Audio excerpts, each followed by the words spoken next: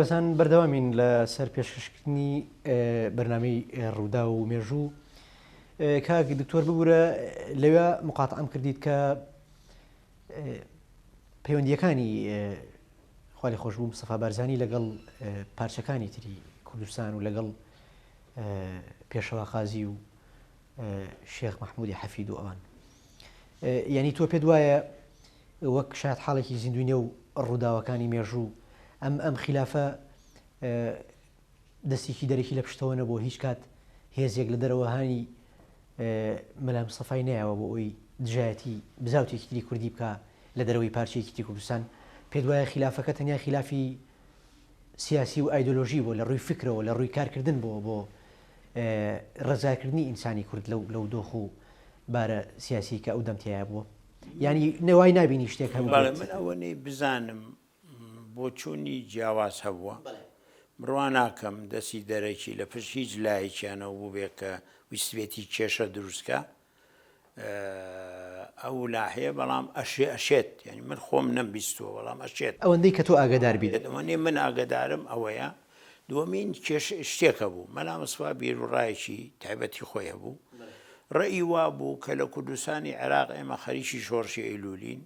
بەرژەوەندی نییە جوڵانەوەی چەکداری یا شتێک لە کوردستانی ئێران هەبێت یا لە کوردستانی تورکیا هەبێت چونکە ئەبێ هەموو لایەنەکان هەوڵ بن لە پارچەیەکە خەریک بن لەبەرەوە حتا بەعجای کێشەشی هەبوو لەگەڵ ئەوانەی کە ویستویانە بوو چەکدار لە کوردستانی ئێران بکەن بیرتان بێتەوە مەسەلەی سلێمان موعینی و فایق و ئەمانە یا لە کوردستانی تورکیا لە کوردستانی سووریان مەبەستی ئەو بۆ لە یەک کاسێ من ناتوانین لەو پارچانە هەمووی چونکە ئەگەر لە یەک کاتە لە پارچەکان بکرێ و حکوومەتانە هەموو هاوکاری ئەەکەن و لێ ئەدەنوانە لەبەرەوە جاری وای کێشەشی لەگەڵ پارچەی تر هەبووە لەو ڕوانگەیەوە کەوا ئەو کێشەمان ئێمە لە پارچەیەکەی ئەمە خەریکی وەزعیچین لە پارچەیە نەگەیشتووە ئەنجام لەبەرەوە پارچەی تر چاوەڕوان بکە و نەجوڵێ و شتێک نەکا کە بیان و بدا بەدەست حکوومەتی ئەو لایە و ئەو لایە بۆ ئەوی هیم بێ بەڵام شەر نییە ئەوە سەیسە ڕاستیش بوو بێن و بیر و ڕای وابووە لەو لەبەرەوە جاری وا هەبوو ئێمە لە شۆڕشی ئەیلول تووشی کێشەش بووین لەگەڵ بەعزێ کوردی ئێران تووشی کێشە بووین لەگەڵ کوردی تورکیا بەعزێ جار بەڵام تەمعاً زەختی حکوومەتەکانیش دائیمە بەتایبەتی ئێران لەسەر ئێمە هەبوو لەسەر سەرکردایەتی کوردە بوو بۆ ئەوەی تووشی کێشەمان بکات لەگەڵ کوردی ئێران بۆ ئەوەی وامان لێ بکات دژی کوردی ئێران بین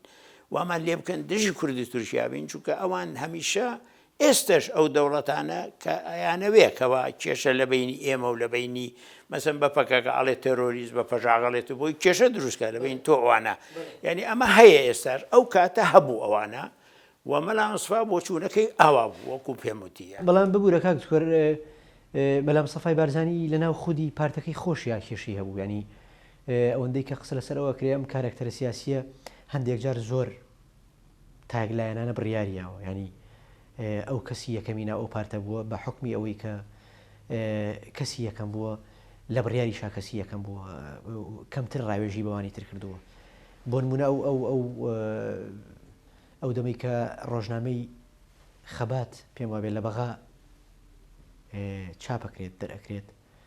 ئەو کات حلمی عەلی شەریف و ئیبراهیم ئەحمەد ئەیبەن بەڕێوە حلمی عەلی شەریف لە یەکێک لە کتێبەکانیا کە کتێبەکەی ناوی بەراوردێک لە نێوان 1966 ئەو باز لەوەکە کە مەلا مستەفا دەزوەردانی لە تەنانەت لە ڕۆژنامەکەشە کرد بەبێ ڕاوێژ بەبێ کۆنگرە و بەبێ بڕیاری دەست جەمعی ئەو پێیوتین کە ئاوا بکەن لە ڕۆژنامەکە و ئاوا مەکەن ینی پێدوانیە ئەم کارکتەر سیاسیە هەندێک جار تاگلایەنانە بڕیاریابێ مەلا مستەفا من ئەوەنەی بزانم لەگەڵ برایم ئەحمەد و ئەو برادرانی کە مەکتەب سیاسی کۆن بەتایبەتی کە کێشەی هەبوو لە هەر لە 58ەوە کە هاتەوە لە سۆڤێت کێشەی هەبوو لەگەڵ هەندێک لەوانە تەبیعی خۆ دەزانی پاشی 64 و لە پاشا 66 و کێشەی تروانە تەبیعی زۆر دژایەتی هەبوو لەگەڵ ئەوان دژی یەک بوون لەو ڕووەوە و طبعاً تأثیری هەبووە ممکنە ڕاوێژی پێ نەکردوون هیری پێ نەکردو ئەو بۆ بەڵام ئێمە تەجربەی خۆمان ئەوی ئێمە دیومانە کە لە 64 ویشمان لەگەڵ کردووە تا 76 ئەو 12 ساڵە لە هەموو شتێکە ڕاستە بریاری نهایی بۆ خۆی بووە، ڕاستە ئەو سەرکردەیە بووە، ڕاستە حتا لەگە برای محەممەدوان یەکێ لە تێکچوونیان ئەو بووە کە ئەمی نەیویستوە سەرۆکێ بێتە سەڵات بێ ئەوانە و حزب سەیتەرە بکە و بێدە سەڵات ویستۆتی سەرۆکی بێت دەسەڵاتی بێ و شەڕەکە شەریک دەسەڵات بووە کە لە بینیانە ڕوویداوە. لەبەر ئەوە بەڵام لەگەڵ ئێمە ئەوەنەی ئەو ڕاوێژی لەگەڵ ئێمە کردووە لەو شتانی کە ڕوویداوە زۆر زیاتروە لەوەی ئێستا ئەم سەرکردانی ئێستا ڕاوێژەکەن لەگەڵەوانی کە لەگەڵ ئیشەکەن. ئەوەی من خۆم شخصی واتە زەورەکەم ئەو زیاتر ڕاوێژی کردووە و پرسی کردو ئێمە مەکتەب سیاسی بووین مەسەن لە زۆر شتا ڕاوێژ کراوە شت کراوە بەڵێ قەراری نهایی بۆ خۆی گەڕێتەوە ڕاستە بەڵام ڕاوێژی جوان نییە. من ئەو تەجوبەم نەدیوە کە ڕاوێژی نەکرد بێ و بە کەیفی خۆی شتی کرد بێ و هینی کرد بێ. ئەما مەسەلەی حلمی عەلی شەریف شتێکی وتوە نازانم من ئەوە ناتوان بڵێم وایەوانە، بەڵام لەگەڵ ئەوان حساسیەتێکی فەوق العادەی هەبوو بەتایبەتی باش براک و جوانە ممکنە هەر شتی ئەوان وتبێتیان ئەو بە نوعی کە ئیشی کرد بێ تەیدی نەکردوون ویستۆتی خۆی هیم بکە شەڕەکەی کە لە بینی ئەو ئەوانیش ڕوویدا هەرشی شەڕی دەسەڵات بوو ینی لە ڕاستیەوە یعنی بڵین ئەوان مەکتەب سیاسی کۆن و لەگەڵ شخصی مەلا مستەفا، بەڵام ئێمە تەجروبەی ئێمە لەگەڵ مەلا مستەفا بەڕاستی ئەوەی کە ئێمە دیمان وەکو مەکتەب سیاسیمان لەگەڵەکە ڕاوێژ و شت هەبوو و سوالیشمانەکە و مناقەشەشمانە بوو کۆبنەوەشمانە بوو. من تەسەووری خۆم زیاتر لەم سەرکردایەتیانەی کە من ئێسایی بینم زیاتر بوو. بەڵێ ینی تۆ بەداخەوە گەشتبینیت بۆی کە هۆشیاری سیاسی ئینسانی کورد لە ڕابردووە باشتر بۆ تا ئێستا پیانی پێ دوایە ئێستا و کارکتەر سیاسیانی کە نەوەی دوای مەلا مستەفان کە جیلێکی سیاسی ترن کە لە شاخەوە هاتوونەتە شار و قسە لەسەر دروستبوونی دەوڵەتی نەتەوەیی یەکەن کەمترین ڕایۆش بە یەکەکەن مەبەستت لەوەیە کە ئەگەر بەراورد بە مەلا مستەفا و بە بەڵێ لەو زەمانە ئەوی ئێمە دیومانە ئەو ڕاوێژی لەگەڵ مەکتەب سیاسیوانیە کرد من شخصی خۆم ینی وەڕێی خۆمە طبعاً بڵێم تا چه حەدی ڕاستە ڕاز نییە بەس هیوادارین ئەو ڕائانە بێلایەنە نەبێ ئەوی من ڕیواداری وەکو بێلایەنێ گەڵێم ڕاوێژ هەبوو و نییە بڵێ شتی ئەکرد کەس ئاگای لێ نەبێ بە کەیفی خۆی شتی کردووە ڕاستە بریای نهایی بۆ ئەو بوو بەڵام ڕاوێژی شەبوو و لە زۆر ئەو ڕاوێژەی ئەو زەمانە من دیومە لەو ڕاوێژەی ئێم زەمانە ئەبینم زیاتر بوو یعنی وەڕێی خۆمە. باشە دیسانەوە هەر لەسەر خوا لە خۆش و مەلا مستەفا قسە لەسەر ئەوەیە کە ئەم کارکتەرە سیاسیە کێشەی خێزانیشی هەبووە یاخود با بڵین بە چاوێکی جیاواز لەگەڵ کوڕەکانی ئەمامەڵی کردووە. لەم بارەیەوە دکتۆر مەحموود وە کەسێکی نزیک لەو کەسایەتی سیاسیە دیارە قسەیشی هەیە سەرنجێکی هەیە لەسەر ئەوەی کە دەنگۆی ئەوە بووە کە بە جیاواز سێری کوڕەکانی خۆی کرد بێت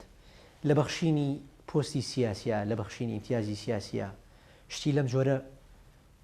کەسایەتی مەلا مستەفا بەم جۆرە هەڵسو کەوتی کردووە لەگەڵ نەوەکانی خۆیان کێشەی خێزانیان هەبووە چکە مەلا مستەفا سێ هین بووە سێ ژنی هەبووە طبعاً وەزان خۆتانزان لە هەر عایلەیەکە کە چەند خێزانێک هەبێ ئەوانە تەسیری هەیە. ژنەکانیشی ڕووسی بووە نەخێر ڕووسی کوردبوون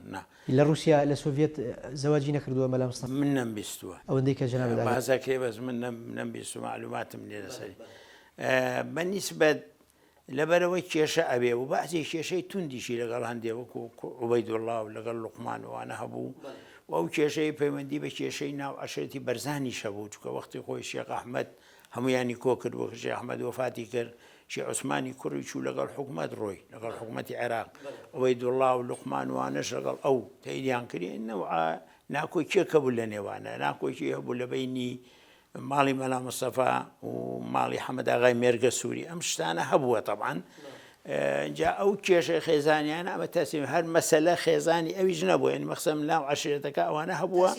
و تابیعی سیاسیشی وەرگرتووە چونکە حکومەت استیغلالی ئەوانی کردووە ئەم لەم بەرەو بووە وەکو بیستوتان یعنی ئەو بۆ عوبەیدوڵڵا و لوقمان و سابت چۆن لا حکومەت حکومەت هەموو هەرسێکیانیشی شەهید کرد کوژران طبعاً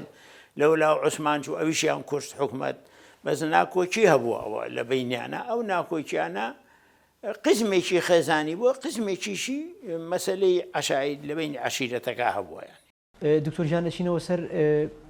تەوەریشی تری گرنگ کە دیسانەوە ئەوش پەیوەندی بە کەسایەتی خاڵی خۆش بوو مستەفا بارزانیەوە هەیە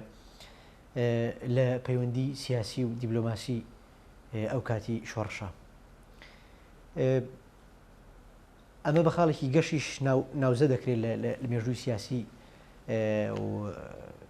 شۆڕشی ئەو دەمی مەلا مستەفا پەیوەندی کورد ئیسرائیل تۆ بۆ خۆت وە کەسێکی زمانزان لە ناوپارتی دیموکراتی کوردستانەکەیکی بوو لەو کەسانی کە ئینگلیزی زانیوە و هەمیشەش لە نێوان ئەو هەفتانە متەرجمی نوێنەری ئیسرائیلیەکان و بارزانی بوویت چۆن قسە لەسەر ئەو پەیوەندی ئەەکەیت کە هەندێک جار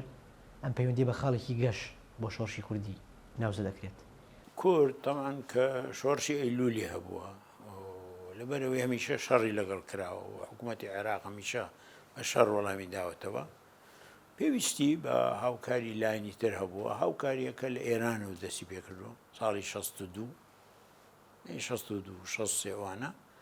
و ئەو کاتە ئێران لەگەڵ ئیسرائیل ئێرانی شا عەلاقەیەکی زۆر تونند و پتەویان هەبوو لە هەموو ڕوویەکەوە لەبەرەوە وردە وردە عەلاقاتی ئیسرائیلیشی تێکەوتووە پاژەوە بە ماوەیەک و طبیعی لە پاش ئەو لە 72 هی ئەمریکاشی تێکەوت بە ڕەسمی بەڵام پێشەوەی ئەمریکایتیانەوە یعنی ئەو بڵێن سێگۆشەیە ئەمریکا و ئیسرائیل و ئێران تای بووە طبعا ئێران کە ئێمە پەیوەندیمان لەگەڵی هەبوو شا ئەساس بووە لەو پەیوەندیانی لەبین ئێمە و ئەمریکا و ئیسرائیل و ئێران شا ئەساس بووە وەکە شا وتی بوەستی هەمووی وەستا پاژی اتفاقی جەزایر ئەگەر بیر بێت بەڵێ هەدەفی کورد لەو پەیوەندیانەکە هەبووە کورد مەبەسی ئەو بوو ئەو کاتە کەوا دەستی بکاتە ئەو دەوڵەتانە گەورە مەلا مستەفا بە ڕەحمەت بێ ڕێئی وابوو ئەیگوم من لە حەیاتما تەسەورەکەم ئەو میلەتانە کە خەبا دەکەن دوو هێزی گەورە هەیە لە عالەمە ئەمریکا هەیە سۆڤێت هەیە وەختە ئەو دووە بوون ئەگەر هیچ لەو هێزانە تەیدی نەکەن زەحمەتە میلەتێ بیاڵن بگا بە شتێک لەبەرەوە من حیاتم لە سۆڤێت 12 ساڵ لێ بووم بۆم دەرکەوتۆ سۆڤێت ئەو تەیدە ئێمەی نەکردووە هەوڵ دەدەم لەگەڵ ئەمریکا محاول ئەکەم گەمە ئەمریکا و ئەمریکا کۆین طبعا ئەو قەنەعەتی وابوو قەنەعەتی جوا هەبوو لە سەرکردایەتی کە ممکنە بەهۆی ئیسرائیل لەوە ڕێگە هەبێت کە کورد بگاتە ئەمریکا بەعتیبار ئیسرائیل لە ئەمریکا دەورێکی زۆری هەیە بەڵێ ببرێت دکتۆر قسەکەت پێ بڕم ئەو پەیوەندی ئەو گەمە سیاسی مەلا مستەفا لەلمان رووسیا و ئەمریکا ئەڵێ لە ڕۆژنامەکانە ڕێگەی بەوە نەیەوە کە بوو کە ئەنووسێ ئیستیعمار بنووسێ ئیستیعماری ئەمریکی یا ئیستیعماری ڕووسی بۆیە ویستێتی هاوسەنگیەک ڕاگرێ هاوسەنگێکی سیاسی وتوێتی بنووسن ئیستیعمار بۆی ئەگەر ئەمریکیەکان پرسیاریان لێکردین بڵێن وەسمان ڕووسیەکانە ئەگەر ڕووسیەکان پرسیاریان لێکردین وەسمان ئەمریکیەکان ئەمریکا مەلام سوال لەو شتانە زۆر حەزەر بوو لەو کەلیمەی ئیستیعمار و ئەو شتانی زۆر ئەوە نەبوو و سۆڤێتەکانیش پەیوەندیان لەگەڵ ئێمە هەبوو حتا 72 کە معاهدەیان لەگەڵ سەدام کە اینجا پەیوەندیان لەگەڵ ئێمە نەما پەیوەندیشیان هەبوو بەڵام کەم طبعا لەبەرەوە ئەمریکا مەلا مستەفا و سەرکردای شۆڕش گوتیان بەڵکو ممکنە بەهۆی ئیسرائیلەوە بتوانین بگەینە ئەمریکا بەڵام ئیسرائیل مەبەسەکەی وەکو ئێمە نەبوو ئیسرائیل مەبەسەکەی ئەوە بوو کورد شەڕ لەگەڵ جێشی عێراقی بکە و ئەو شەڕە بەردەوام بێت چەکداتێش داتێ بۆ ئەوەی جێشەکەی عێراقی لاواز بێ و مەشغوڵی ئەوە بێ چونکە ئەوان حسابیانەکرد دایمە جێشی مصری و جێشی عێراقی ویان ویست ئەو جێشانە مەشغوڵ بن بەشتی ترەوە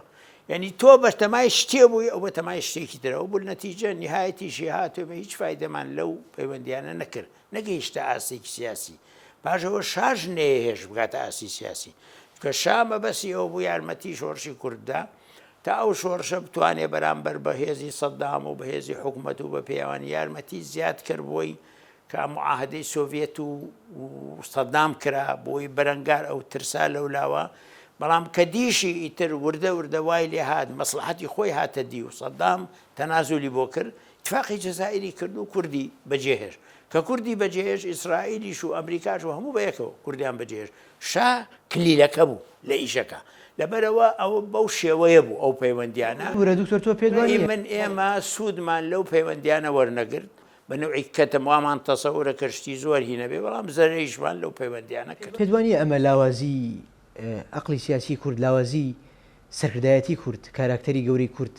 کەسایەتی سیاسی باڵا نەیتوانیوە لاوازی بیرکردنەوەی سیاسی نەیتوانیوە کەڵک لەو پەیوەندیانە وەرگری ئەگەرنا ئیسرائیل بێگومان بەرژەوەندی تایبەتی خۆی هەیە لەوەی کە پشتی بارزانیەکان و شۆڕشی کوردی ئەگرێت بارزانیەکان بەلام سەفا بۆ نەیتوانی کەڵک لەو پەیوەندی وەرگێت چونکە استراتیژیەتی ئەمریکا هەبوو وشاش کلیل بوو و ئەوانە ماوەیان نەداتکە تۆ ئەو فایدانە بکە ئیسرائیلیش لەنا ئەو استراتیژیەتا بوو بە کەیفی خۆی تەسەڕوفی ناکرد یعنی لە زەمنی ستاژێر بەرەوە تۆ لێکدانەوەت بۆ ئەو شتانە دیارە کوردبینی تیا بوو دیارە باش لێکن نەتاوەوە هەڵەت کردووە لە لێکدانەوە تەسەورت کردووە شتێکی گەورە ئەکری ئێمە دان بەو ڕاستیە مێژوویا بنین کە فعلەن هەڵی گەوری سیاسی کراوە هەڵە کراوە بەڕێی من هەڵە کراوە لە لێکدانەوە کوردبینیەک هەبوو لە ڕێکدانەوە و هەڵێش کراوە لە لێکدانەوە یعنی بەنەوەیەکمان ئێمە هەڵسەنگانوە زیاد لەوەی کە هەیە بە غەڵەتی تیا کراوە و زەرێشمان لێ کرد نەڵێ کەسی یەکەمیش بەرپرس بۆ لەو هەڵەیە وڵا هەمومان ناڵێم کەسی یەکەم بۆچی هەموو بەیەکەوە ئێمە پێم ناوتی لە هەموو شتێ ڕاوێژە کراوشتیوە ڕاستە کەسی یەکەم هینە بەڵام بەڕاستی هەموو سەرکردایەتێکە بە بەرپرس سابەکرێەوەکە بەڵام تۆ پێدوانیە پێگەی سیاسی مەلا مستەفا زۆر گرنگ بۆ لەو کاتە بەڵام ئەو کەم تەرخەمی لە هەندێک دۆخانوانوە کریس کۆچێرا لە یەکێک لە کتێبەکانی ئاڵێ من بەو ماوە دوور و درێژەی کە نزیک بوون لە شۆڕشی کوردی و لە مەلا مستەفاوە هەرگیز نەبینی مەلا مستەفا کتێبی بخوێنێتەوە پێدوانیە ئەم پیاوە ئەوەندەی کە لە ڕووی سۆزی نەتەوەییەوە ئیشی لەسەر شۆڕش کردووە ئەوەندە بابەتیانە نەیویستووە خوێندنەوەیشی تەندروست بۆ ئەو پەیوەندیە سیاسیانی خۆی و ئیسرائیل ئەو پەیوەندی سیاسیانی خۆی و رووسیا خۆی و ئەمریکا و شاو ئەوانی تر دروست بکات حەز ناکە ئێمە خاڵی لاوازی کەسایەتی خۆی بزانە ئەوەڵەن کریس کۆچێرا خۆشە و ڕۆژەکەمان نەبووە تا بزانین کتێبی خوێنەوە یان نا بەڕێی من ئەوە ڕاز نییە و کتێبیشی خوێنەوەش بەڵام ئەگەر تۆ بینی تا حەزەکەم کتێبی دینیە خوێنەوە مەلا مستەفا کتێبی تاریخی خوێنەوە کتێبی وای هەبوو بەڵام خۆشە و ڕۆژدان شۆ کتێب بخوێنێتەوە کریس کۆچێراش ئەوە ڕاز نییە و قسەیە نەمدیوە کتێب بخوێنێتەوە شتیوە ئەوانە ئەوە نقطەیە ڕاز ناکەوە ینی شتێکی غەڵەتە ئەو لەوێ نەبووە خۆ بزانێ بەڵام کەمتریشی خوێنەوەتەوە بەڵێ ڕاستە لێکدانەوەمان بۆ ئەو پەیوەندیانی دەرەوە لێکدانەوەیەکمان هەڵەمان تیا هەبووە ینی یعنی وەکو پێویستە وەکو پێ دەڵێم کوردبین دووربین و کوردبینەوان مەسە ئێمە تەوەقوعمان کردووە ئیسرائیل شتێکی واکەوا دەرنەچووە سیاسەتی ئیسرائیل شتێک تر بووە و ئەمریکا استراتیژیەتێکەوە کە ئەمریکا ئەو استراتیژیەتەی ئەوە بۆ کە هیچ شتێکی کوردی تایبەتی دروست نەبێ ئەمریکا و کلیلی ئیشەکە شابووە شاکە نەیویست و ئەسڵەن کورد بگا بە شتێک لەبەرەوە ئەم شتانە کە بەیەکەوە بووە یعنی کورد زەرەی لێ کردووە ئەوان ئیستیغلالی حەرەکەی کوردیان کردووە و ئەو شتێک کە کوردیش بەتەمای بووە نەتوێت دیوە کوردیش لە لێکدانەوەی بۆ ئەو شتانە هەڵی کردو پێدوانیە کاک دکتۆر ئێمە هەمیشە بۆ ڕزگاربوون لە لاوازی سیاسی خۆمان بۆ ئەوەی دان بە ڕاستیەکانی مێژوانین هەمیشە گلەی و گازندە و پاسا و ڕخنەکان ئەبێنە دەرەوەی خۆمان پێدوانیە ئەو جۆرە خوێندنەوەیە لەوەی کە ئەوەی هێزی دەرەکی بۆ کە نەهێشوە کورد شۆڕشەکانی بگەینە بە دەرەنجامێکی دیار گەشەی سیاسی بکە چیانێکی سربەخۆ دروست بکە ئەی بۆچی لەسەر خۆمان قسە ناکرێت هەردوو فاکتۆرەکە گرنگن بەڵام هێز فاکتۆری دەرەکی من پێم گرنگتر بووە هیناوەشە بوو مەلا مستەفاش قەڕ ئیوانە بۆ بخاتە دەرەوە بەعکسەوە مەلا مستەفا باسی ڕخنەی ناوەی زۆرە کرد ینی کە کورد خۆی هەم و کوڕی هەیە ئەوەی هەیە شتی هەیە ینی باسی خۆشیە کرد ینی وە نییە بڵێ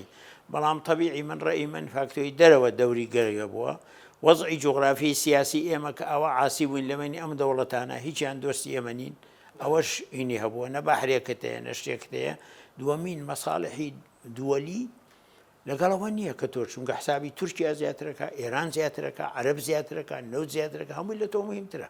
لەبەرەوە فاکتۆری دەرەوە دەورێکی زۆر هەبوو ئێستاش ئەو دەوری هەیە وازەحە یانی ئەوە تاسیری هەبوو بەڵام فاکتۆری ناوخۆش و یەکتری کوشتن و برا کوژی و ناوکۆکی و کێشەوە ئەمەش دەوری خۆی هەبوو هەمیشە هێزە دەرەکیەکان بڕیاری سیاسی خۆیان هەبوو و دەوری کاریگەری سیاسی خۆیان هەبوو لەسەر شۆڕشی گەلی ینی ئێستاش تۆ ئەمریکا کە مەوقف وەرەگەی حسابی تورکیا زیاتر لە تۆکە بۆ نمونە تورکیاش نایەوێت تۆ بیبەشکیانێکی مەرحەبایە کە دەکات شتێکە بەڵام دژی ئەوەیە کە تۆ مەسەن تەتەور کێ بەرەوکیانێ کەرکووک بێتە سەر تۆ ئێران ئەمریکا چەند دژی ئێرانە بەڵام ئێستش ئەمریکا ڕۆژێ نەیوت نیگەرانە لە تۆ بارانەکە ئێران هەر ئەوەشی نەوتوە چونکە ئێرانی لا مهمترە فکری لەوەی ڕۆژە ڕۆژان لەگەڵ تەهران مەرحەبا بکە لەگەڵ بەغا مەرحەبا بکە لەگەڵ بەرەوە حسابی تۆکەن بەڵام حسابەکە کەمتر سیاساتی دەرەوە تەسیری هەیە زۆر وڵات هەیە زۆر حرەکات هەیە لە دنیا فەرموو جنوبی سوودان ڕێفەراندەمیشیان بۆ کرد جیاشیان کردەوە ئەژبێ بە دەوڵەت چونکە ئەمریکا لە پشتیەوە بوو دەوڵەتەکان لە پشتیەوە بوون تەرتیبیان بۆ کرد کورد ئەوەی بۆ نەکراوە تا ئێستا ئەگینا ئێستش تۆ ڕێفەراندەم لە کوردستان بکە سەی 98 لە ئینتیخاباتەکەی 2005 بیر نایە سنووخاندانا بۆ سەی 98 نەی و من ئەمە جیابمەوە مەسەن ئێستا و کەس جوابیشی نایە بەڵام تۆ پێدوانیە ئەگەر ئێمە خۆمان نەمانەوێت ئەوان هەرگیز نایەنەوێت ئەوەیە تەمان من پێم وتی هەردوو فاکتۆر مناڵێم بەڵام تەندروستتر ئەوەنی ئێمە بەر لەوەی نەقدی دەرەوەی خۆمان بکەین نەخێر مناڵێم هی خۆمانە بێ بکەین ئەوەڵان چونکە هیچ نەبێ هینەکەی خۆت تۆ خۆتوان چاشیکەی خەتای خۆیە بە دەرژێ ڕئیسی بەڵام دەرەوەشە هەردوو فاکتۆرەکەیە فاکتۆرەکەی دەرەوە بە تۆ چاک نابێ بە ئاسانی بەڵام فاکتۆری ناوەوە هیچ نەبێت تۆ توانی فاکتۆرەکەی ناوی خۆت چارەسەر بکەیت و هەردووکی گرنگن نابێت تۆ ئەمی بخەیە سەر دەرەوە خۆت بڵێ من غەڵەتم نییە بەعکسەوە تۆش هەڵە زۆر بووە و ناکۆکی زۆر بووە و براکوژی و دووبەرەکی و بەسائلما زۆر بۆ ئێستا شەمان بەڵێ یەکێک لەو لاوازیانی کە باسەکرێ لەسەر کەسایەتی مەلا مستەفا لە دوای ئیتفاقی جەزایر لە دوای ڕێکەوتنامەی جەزایر ئەڵێ ئیتر ئەمە ویستی خوایە و کاری من لێرە تەواو بێ و ئیشی من تەواو بێ لێرە هەز ناکەی ینی ئێمە هەمیشە لە پنتێک هاوەستاوین ینی هەمیشە پێگەی سیاسی خۆمانمان نخوێنێت و لە پنتێک هاوەستاوین و ئەمەش ئیفلیجبوونی شۆڕشێکی لێکەوتوتەوە کە سەرکردەیەک دێت بۆ پەڕی تەسلیم بوون تەسلیمە بێوەڵی تر ئەمە ویستی خوایە کاری من تەواو بووە هەز ناکە ئێمە خوێنەوەیکی دینیانەیە نەخوێنەوەیکی ویستی خوایە گوێم لێ نەبووە من وای وت بێ بەڵام مەلا مستەفا وتی ئەمە ئیتفاقی کراوە ئەمە ئیتفاقی رووسیای لەگەڵا ئەمریکای لەگەڵا وەکو خۆی فکریشی کە ئەو دوو دەوڵەتە لەگەڵ شتێ بن تەواوی تر تۆ ناتوانیش بکەی ئێرانی لەگەڵ عێراقی لەگەڵ دووەلی عەرەبی لەگەڵ ئۆپێکی لەگەڵ لەوەرەوە تۆ هەر شتێ بکەی فایدەی نییە بەڵام بەڕێی من هەموو جارێ تەسلیمبوونی واقعیش ڕاست نییە نییە تۆ تەسلیم واقعبی بەڵامی تر بەعزێ جار تۆ لێکێ دەیتەوە تەسەورەکەی بە لێکدانەوە دوایە کەوا تەسەورەکەی وەزعێکی وا بۆ تۆ دروست بووە هەر شتێ بکەی وەزعان ناهێڵێ بگەی بە شتێ لەبەرەوە تەسلیمی واقعەکە دەبی بەڵام هەموو جارێکی تەسلیمبوونی واقع ڕاست نییە جاروێ غەڵەتە بۆ نمونە لە من بۆ خۆم بینیم لە دیدارێکی تەلەڤیزیۆنیایە مەلا مستەفا ئەڵێ ئێمە بە هیچ شێوەیەک باسی جابوونەوە ناکەین و باز لە دروستبوونی دەوڵەتی کوردی ناکەین و پێدوانیە هەموو ئەم خاڵانە بە ئێستەشەوە کە بەداخەوە کارکتەرێکی دیاری سیاسی کە بەڕێز لە تاڵەبانیە دەوڵەتی کوردی بە خەو نەزانێت پێدوانیە ئەم تێگەیشتنە سیاسیانەی ئەقلی سیاسی کورد ئەقلی سەرکردایەتی کورد پێمانەڵێ کە بە درێژایی هەموو ئەو مێژووە کە جەناب شاید حاڵێکی زیندوو بوویتەیە و تا ئێستش گەشەی سیاسی لە کۆمەلگای ئەمە هیچ گەشەیەکی نەکردو بڕە پێشەوە نەچووە من ڕێی خۆم من هیچ کوردێت تەسەوور ناکەم دژی دەوڵەتی کوردی و ژیاوبوونەوە بێ ئەگەر بێتە پێش بەڵام تەبعاً زۆر جار سەرکردایەتی کوردەکان کاڵێنمە دژی ئەوەی و ئێمە ئەومان نایە ئەوانە حسابی ئەوە ئەکەن ئەم دەوڵەت بۆی ئەم دەوڵەت دژە نەبێ و بەڵام بەڕێی من نەیڵی باشترە یعنی مەسە ئێستا من حەقێکم هەیە حەقم هەیە مافی چار نووسم حەقم هەیە دەوڵەتم هەبێت مناڵێم حەقی خۆمە بەڵام زروفەکە نایەڵێ نابێ بڵێم نامەوێ نابێ بڵێم من ئەمە خەوە یا ئەمەیە ئەوە نەڵی باشترە بڵێ حەقی خۆمە هەر وەختێ بێ دەوڵەتمە بێ وەکو میلەتی عەرەب وەکو فارس تورک بەڵام زروفی نێونەتەوەی زروفی ناوچەیی وەزعی خۆم ماوە ناتە ئەبێ ئاوای بڵێ ئەمە تۆ نەڵێ من نامەوێ ئەوانە چونکە ئەتەوێ کەس نییە نەیەوێ ڕاز نییە ڕاستە کاک دکتۆر ببوورە من ئەمێ بچینەوە بۆ ئەو لەحزە مێژووی کە بەرزانیەکان لە ئاوی ئاراس ئەپەڕنەوە و ئەچنە سۆڤێت ئەو کات بەلام سەفای بارزانی بۆ ماوەی 10 ساڵ لە رووسیا ئامێنێتەوە. دکتۆر محمود عوسمان ئەتوانێت چۆن باسی ئەو 10 ساڵەمان بۆ بکات؟ ئەم کارکتەرە سیاسیە ماوەی 10 ساڵ لە سۆڤێت خەریکی چی بووە؟ ئایا پلانی سیاسی شتی تازە هیچ شتێک هەبووە کە مایەی بەرەو پێشبردننی شۆڕشی ئەیلول و شۆڕشی بەرزانەکان؟ ئەو کاتە ئەوەڵان پەڕینەوەکەم بازەکەم ئەو 52 ڕۆژەی پێم خۆشە بەوردی 52 ڕۆژەی کە بە پێچوون ڕەزالەتی زۆریان دیوە لەبەین لەشکری تورکیا و لەشکی ئێران و توانیوان دەربازن شتێکی زۆر گرنگ بوو. بڕیارەکە چۆن بوو؟ بریارەکە ئەوە بووە کە ئەوان لە مەهاباد کە ڕووخە گەڕانەوە عێراق ویستیان بگەڕێنەوە. حکوومەتی عێراق وتی من عەفویان ناکەم و نەیانەتوانی بێنەوە ناو عێراق ئەعدامیە کردنەوەوانە لەبەرەوە مژن و مناڵ و پیر و میر و هەمویان هێنایەوە ناو عێراق. هەندێکیان حەبس کردان و شێخ ئەحمەدیش حەبس کراوانە تا 50 و مەسئولەکانی تر، بەڵام خۆیان مەلا مەسەوا لەگەڵ 600 کەس کە هەڵی وتی من کێ دێ فەرموو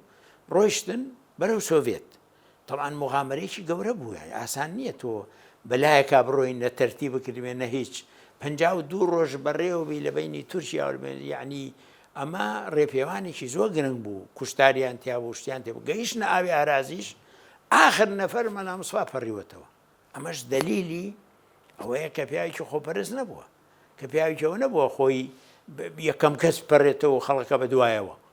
ئەمەش گرنگە، تاسیری خۆی هەیە. هەمویان پەڕیونەتەوە ئاخر کەس ئەو پەڕیوەتەوە کە کەم سەرکردەشتی واکە بەڕاستی ئینسان حەق بڵێ. لەوێ بوون ئەو 10 ساڵە لە زمانی ستالینە وەزعیان زۆر خراپبووە، نەیانتوانی هیچ بکەن، زۆر لێکی جیاکردوونەتەوە، دەربەدەری کردوون، زۆر دژایەتی کردوون لەبەر باقیرۆف ئەو وەختە مەسئول بووە لەوێ هی ئەزەربایجان ڕێی باش نەبووە لە سەریان، دژی یەکتر بوون و ئەمانە. بەڵام بەکە خڕۆشۆف هات پاش ستالین ڕێگەی بۆ کردنەوە مەلا مەسەوایان بردە مۆسکۆ، ئەوانی کە تۆزێ مەجالێکیان هەبوو خوێندنێک بەعزێ خوێن نوشتیان کردووە، بەعزێکیان لەوێ ژنیان هێناوە، بەعزێکیان لەوێ ینی عەلا کولین تۆزێ بوژاونەتەوە تا گەڕانەوە بۆ عێراق. بەڵام زمانی ستالین حاڵیان زۆر زۆر خراپ بوو، خۆیان باسیەکەن، نەیان هێش هەموو 10 ساڵەکە فایدە بکەن. ئاخر 2-3 ساڵ تۆزێ وەزعیان باشتر بوو، توانیان یعنی بەعزێ فایدە بکەن. بەڵێ زۆر سپاس دکتۆر گیان ببوورە لەبەر کەمی ماوە و تەواوبوونی کاتی بەرنامەکەمان تەوەری ئەم جاری بەرنامەکەمان لەگەڵ بەڕێز ئەوەستێنین. سپاس بۆ ئامادەبوونت، خۆشحاڵ بووین، هیوادارین لە تەوەری دووهەمە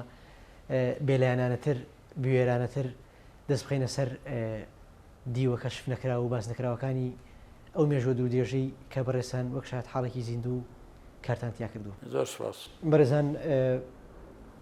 لەبەر تەواوبوونی ماوە ئەوەستین لێرە تا بەرنامەیەکی تری ڕوودا و مێژوو و بە یەگەیشتنەوەیەکی تر بەخوای گەورەتان ئەسپێرین. خواتان لەگەڵ.